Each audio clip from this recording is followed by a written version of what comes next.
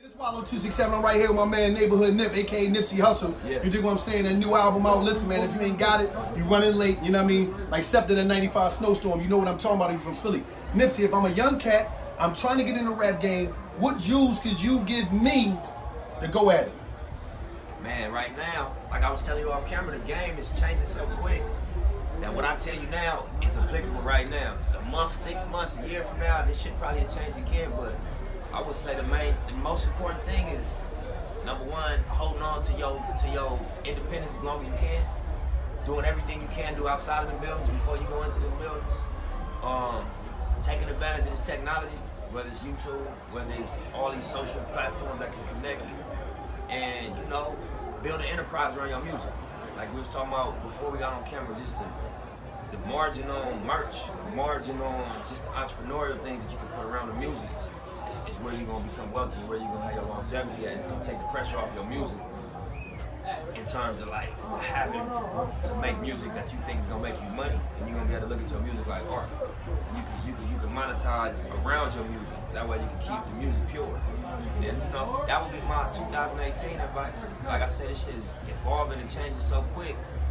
It might be different in 6 months. It might be different in a year. But right now, for a young and up and coming artist, hip hop artist, entrepreneur, I would say, build an enterprise around the music. That's the most important thing. And maintain the independence as long as you can. And a lot of people want to know, like, damn, this Mr. Fuck the Middleman. You educated people on staying independent. Yeah. Explain to them how you created leverage, whereas though you didn't need them, but they said we need him in order to bring validation to this independent thing that he talking. Because you had a lot of people like, listen, I ain't rocking over there. I'm fuck the middleman. Yeah. I'm going to do me. So educate them on why you made the what's name. So they can understand. Yeah, I mean, from Jump Street, my goal was to go into a partnership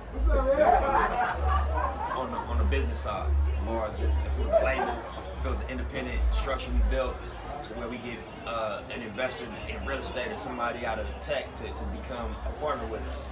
And so it was just about being able to justify the type of structure we was asking for. And up until I done my deal, I didn't have the track record or the leverage or the perceived value to really justify what I was asking for. But I knew that eventually, if I kept working, I kept dropping, I noticed every time I dropped, I got bigger, and I became more authentic and more revered and more legendary, just in terms of being able to be relevant outside of the system, consistently being creative with how I stay afloat in the ocean, basically. Because without the machine behind you, you got to be creative to not drown. You know what I mean? So every time I dropped, it expanded and it got bigger. You know what I mean? And it was just another example of my staying power. And so after a while, it was like, dude ain't going nowhere. Dude is a part of this culture. He count to the West Coast. He count to hip hop. He count to this generation. So what terms do we need to be met on? Okay, being as though I'm from Philly, it's somebody from Philly, a professor, Jonah Berger. He got a book called Contagious. Yeah. People don't know how that influenced you, because people was like, damn, homie selling the CD for $100? Yeah. What was it out there? Tell them what you got out of that book that made you say, I'm selling this CD, this Crenshaw for $100. It was a chapter about a Philly restaurant called Barclay Prime. I don't know if you ever fucked with it. Yeah, I know what it is. And I ain't never been in there though, but I know what it is. Right. So what they did was they made a $100 cheesesteak, and it came with like a glass of champagne. It came with some gold sparkle, like, you know what I'm saying? Some stuff on there. Yeah, but it was more just about like a status symbol. You know what I mean? So when you hit your lick, if we businessmen, if we hustlers, if we on a date and we go into the restaurant, we trying to, you know what I mean? You know how you order your ace when you want to make your statement, or you'll put on your whatever your brand is when you want to make your statement.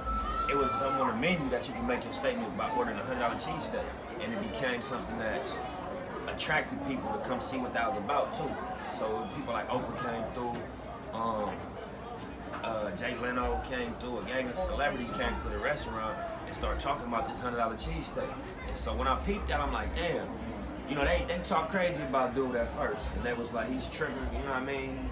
He asking for $100 for a product that cost $2.50, $3, but it became a story that brought a lot of attention to his restaurant. And I was like, damn, I ain't seen that in hip hop. And the bottom line, check out the book, Jonah Berger. This is Nipsey Hussle, man. Yeah. Tell them about that new album, man. They gotta go get that. Man, go grab that. It's on all streaming platforms. It's out it's gonna be hard to find in the store. They phasing these CDs out, but it's on iTunes, Spotify, Tidal, all that, man. Download it, stream it, put your people onto it.